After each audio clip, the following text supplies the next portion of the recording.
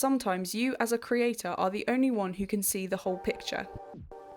On the 10th of March 2016, The Last Shadow Puppets, a band comprising of musicians Miles Kane and Arctic Monkeys' Alex Turner, released a music video for their song Everything You've Come to Expect. The video is set on a beach at sunset. Both Alex and Miles are buried up to their necks in the sand with the tide washing in around them. There is a girl dancing around them on the beach. It's completely inexplicable. I remember watching this video when it first came out in March 2016 and being like, what? What is happening? This is ridiculous. The song ends, but the music video carries on for another full minute of just their heads in the sand with the waves washing in around them. It's completely bizarre. The thing is, watching that video on the 10th of March when it first came out, we didn't have the full story. 6 days later, on the 16th of March, The Last Shadow Puppets released their music video for Aviation, which incidentally is one of my favourite songs off this album. I was into running in 2016 and this song went straight on my running playlist. And in this music video, everything that seemed so bizarre and inexplicable from the previous video for Everything You've Come to Expect was explained. The video for Aviation starts with the girl who was seen dancing around the beach in the previous music video. The girl in this video is in the back of a wedding car wearing a wedding dress, next to a guy who we find out is basically a mob boss, a gangster. We see Alex Turner and Miles Kane digging a big hole in the sand. There's a whole strings section on the beach playing music blindfolded, and the mob boss is dancing.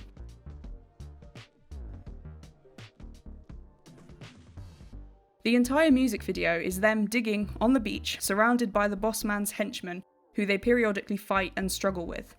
The girl in the wedding dress eventually runs off down the beach, and the boss man gets back in the car. The music video is so powerful coming off the back of Everything You've Come to Expect because we already know the ending. We know Miles and Alex end up buried in the sand. When they struggle and fight back against the gangsters holding guns on them while they're digging, we know the struggle is futile because we know they end up buried. We've already seen it in the other video. This futility is mirrored in the angsty and dark mood of the song. When I watched the music video for Everything You've Come to Expect, I was baffled and a bit let down. What was I watching? What was the point? And what did it mean?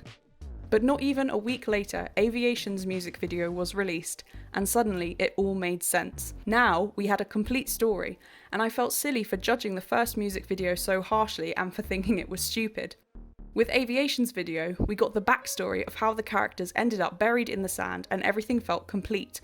It was also emotionally satisfying because it was obviously planned. The first video seemed like strange concept art that I didn't get and it disappointed me. But with the second video, I realised there had been a bigger plan and my feelings changed from baffled disappointment to appreciation. The Last Shadow Puppets lived in that tension of what is this for a week before setting the record straight. Art is about challenging the reader or the viewer, and for the younger me of 7 years ago, it felt like a bold creative step for them to put out the first music video which seemed so mundane, confusing and quite frankly boring, holding back the second video which gave the first one context. This is also really what the album as a whole is about. I mean, the album itself is glibly titled Everything You've Come to Expect. The point is that sometimes you as a creator are the only one who can see the whole picture, whether that is in the art that you create or in your own life. You are the one who can see how everything fits together. You have a vision of what you want your life to be like. And to other people, it might seem bizarre. They might be baffled. They don't understand what you're trying to do, even if you explain it to them. People won't always get why you want to invest in your hobbies or take time for yourself outside of what the norm is, why you have such strong beliefs or act differently from them, even if you explain it to them. And sometimes explaining the vision you have will make things worse. You may have heard about how you should keep your plans and dreams to yourself in the beginning stages so they can grow without anyone coming in and saying, but that won't work, or what makes you think you'll be able to do that? Nigel Watts writes that the creative process is private and fragile. Premature exposure can kill it off. Watts is talking specifically about the creative process of writing, but this idea can be applied to any creative venture, whether that's starting your own YouTube channel, planning to make drastic changes to your life like setting up your own business, or even something as small as deciding you want to cut your hair a new way. There is value in keeping your original idea, your vision, to yourself in the early stages, because not everyone else will understand yet. There's a really beautiful description about the fragility of ideas and the importance of keeping your dreams to yourself, at least in the initial stages, in Philip Pullman's Northern Lights. The idea hovered and shimmered delicately, like a soap bubble, and Lyra dared not even look at it directly in case it burst. But she was familiar with the way of ideas, and she let it shimmer, looking away. I think anyone who is creatively driven is familiar with this concept. You are familiar with the way of ideas, as Lyra is, where you get a burst of creativity, like a switch suddenly flicks in your head, and the topic you were thinking about suddenly comes into focus and all your thoughts coalesce and you realise the creative direction you need to take. But you also know that it is a very fragile process, like Pullman describes the idea shimmering delicately. You don't want to examine it too much, you don't want to look directly at it, you want to let it percolate at the back of your mind before bringing it to life in any meaningful way.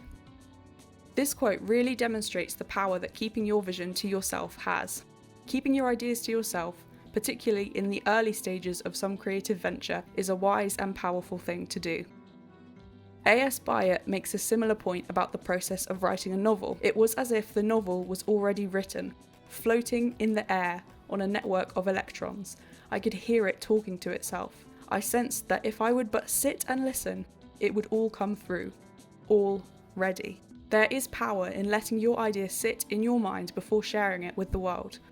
For example, I have only recently, 3 months into this channel, told my family that I've started it.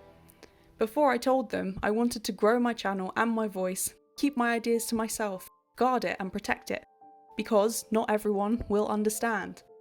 The same way I didn't understand the Last Shadow Puppets music video, but they knew the full story, and they were confident in their art and in their storytelling ability, and they knew the payoff would be great when they released the second follow-up video that shared the context that had been missing from the first video.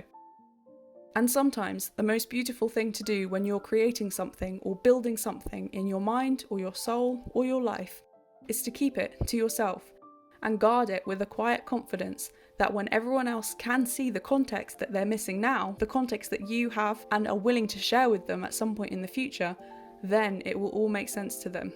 But in the meantime, you can have confidence and grace that you are doing the right thing, making your own art, transforming your own life, even if the results won't be obvious to everyone else until the point where you decide to share them. Does this mean you should keep everything to yourself?